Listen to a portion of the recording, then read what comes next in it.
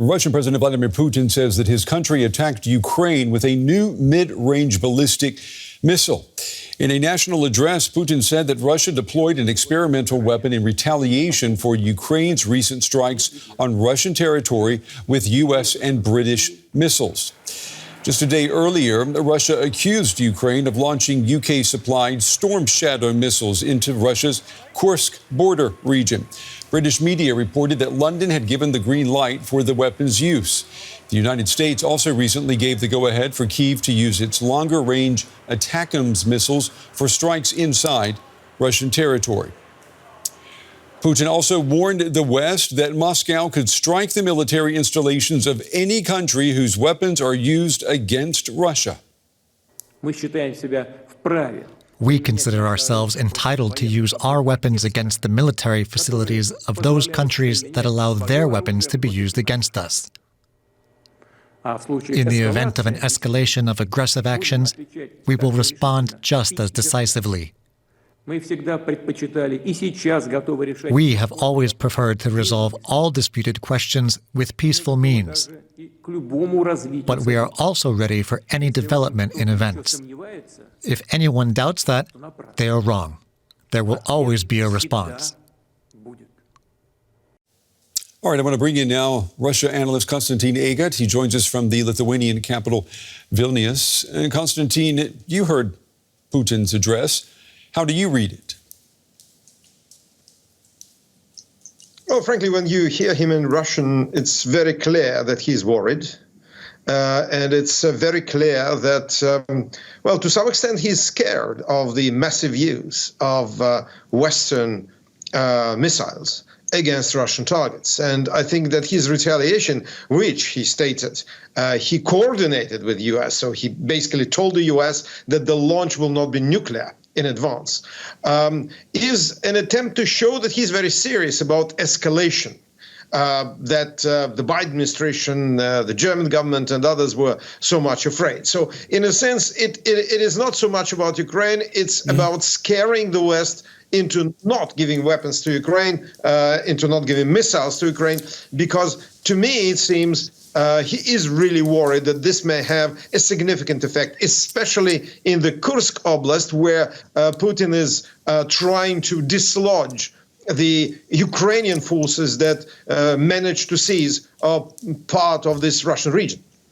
He said that Russia would or could attack military facilities of those countries that allow their weapons to be used against Russia. How likely do you think it is that that would happen? And two, do you agree with me that he's aiming that message at the U.S. and the U.K. and maybe even Germany if Germany decides to send those Taurus missiles? Yes, indeed.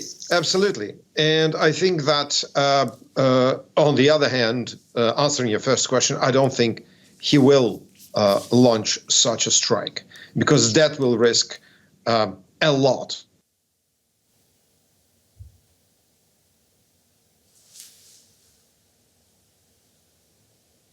NATO, and that will be a confrontation with NATO if he decides to strike a military target, let's say, on the territory of one of the European allies. I mean, Russia is going to lose this war. That's very clear. Or it will have to launch a nuclear, which it will also lose. So I think it's very much indeed aimed at limiting, or better, stopping completely deliveries of these missiles, these weapons to Ukraine, and that is because Putin is really afraid that this will have a significant effect on the battlefield, on the theater itself of the war. Yeah, you say he's scared. Is he scared too of what could happen at home? I mean, was this message today meant for domestic consumption as well?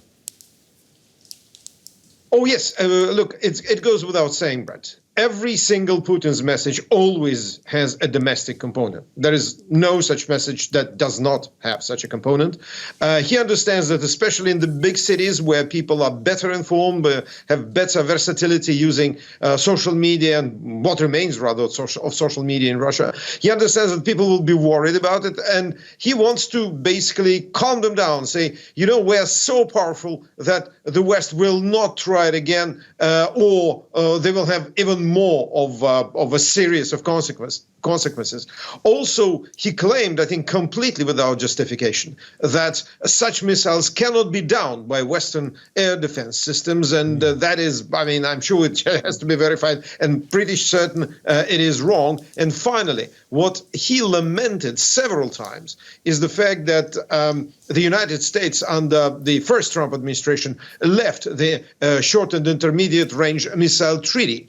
And he lamented it so intensely, I would say, when he spoke during this 8-minute intervention, that my suspicion is that actually he is sending a signal to Washington, let us talk about basically the U.S. rejoining the treaty. Let us talk about guarantees. He dedicated quite a lot of time to that, and that to me is yet another proof that in fact he feels that Russia is weak in the face of the threat of such advanced missiles. DW's Konstantin Eggert in Vilnius analyzing the address from the Russian president today. Konstantin, thank you. And we can bring in our Riga bureau chief now, Juri Rescheto. He headed our Moscow bureau until Russia closed it. Juri, good to see you. How serious do you think Putin's threat against the West is this time around?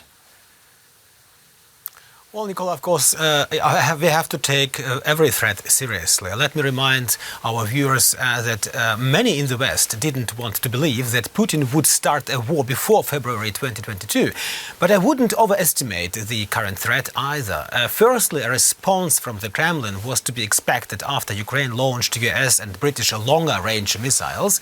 No matter how bad the strike was, the Russian missile today was a kind of response, a counter-strike. Secondly, we don't know how many such missiles Russia has, actually. Military experts see this as an attempt to intimidate. They say that this missile will probably not play a crucial role in the course of the war. Yeah, intimidating, of course, because this missile does have nuclear capabilities.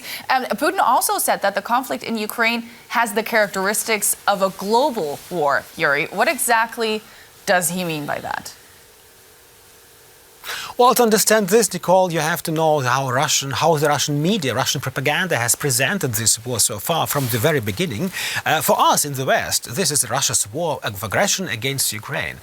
For the people somewhere in Novosibirsk or Barnaul or Kamchatka who watch television every evening, this war is a war by NATO against Russia. To confirm this narrative, Russia always needs new evidence. The firing of US and British longer-range missiles on Russian territory is, of course, a kind of perfect target for the Russian propaganda, and Putin's words about global war also fit. They are, if you will, a kind of further justification for the Russian war against Ukraine.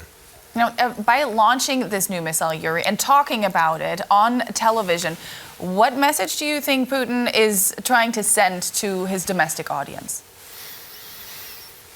Well, Putin wants to attract the attention of the West. Putin wants to show a new red line, or say that the red lines which nobody in the West believes in anymore still exist. Putin wants the West to be afraid of the war spreading to other Western countries and to stop supporting Ukraine militarily. Furthermore, Putin wants the West to lift the sanctions against Russia. Putin wants to achieve all of this with his missile. In Russia itself, Putin wants to show strength. He wants to prove that Russia is on the winning side, even though none of the goals of the so-called special military operation have been achieved. We shouldn't forget, Nicole, one thing. The anger about this war is present not only in Ukraine, but also it's present in Russia. That was DW's Juri Rescheto in Riga. Thank you so much. Always great speaking to you.